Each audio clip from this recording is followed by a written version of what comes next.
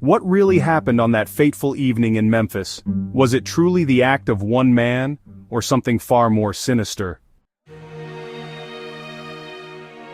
April 4, 1968. A single gunshot rings out, and with it, the world loses one of its most powerful voices for peace and justice, Dr. Martin Luther King Jr.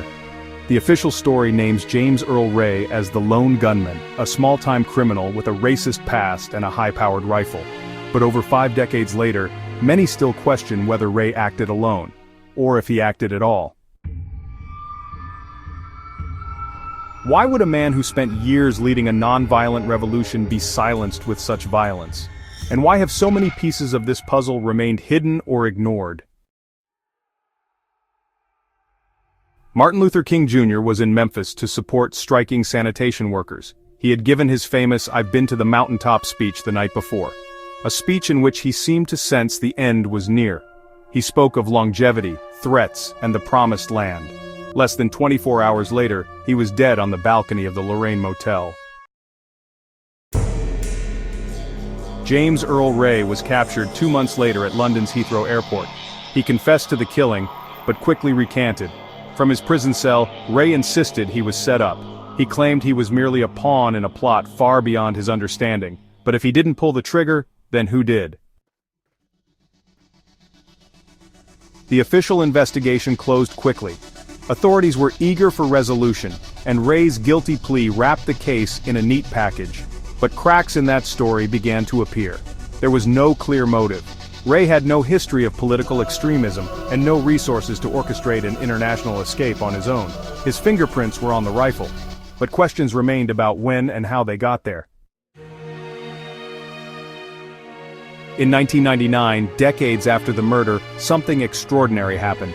A civil trial, brought forward by the King family, concluded that Martin Luther King Jr. was the victim of a conspiracy.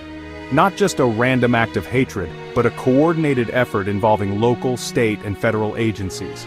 12 jurors agreed unanimously, but despite this verdict, no further criminal investigations followed.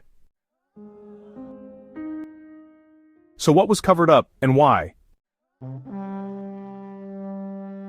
Was the United States government involved?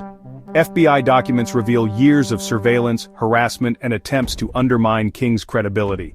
J. Edgar Hoover, the Bureau's director, considered King a threat to national security. He was wiretapped, followed, and targeted in smear campaigns. Did that campaign of intimidation evolve into something darker? And then there's the mysterious figure known only as Raoul, a man James Earl Ray claimed was his handler. A man Ray said directed him to buy the rifle, rent the hotel room, and travel the South. But this Raoul was never found, and the FBI never took the claim seriously. Even the location of the shot has been questioned. Witnesses claim the shot came not from the boarding house bathroom, where Ray was allegedly positioned, but from the bushes across the street. Those bushes were cleared the next morning, before any forensic team could investigate. And why did it take over an hour to get King to the hospital just a few blocks away? Why did key witnesses change or retract their statements? Why were so many details left out of the official record? Martin Luther King Jr. dedicated his life to fighting injustice. His death, ironically, became one of the greatest unresolved injustices of modern American history. Today, the Lorraine Motel stands as a memorial. Visitors come to pay respects, to reflect, and to wonder, not just about what was lost, but about what was never told. Was it a lone gunman with a grudge or a conspiracy cloaked in silence? One thing is certain, until the full truth is known, the killing of Martin Luther King Jr. remains one of the most haunting and controversial moments in American history. The question still echoes across time. Who really killed Martin Luther King Jr., and why was justice never fully served?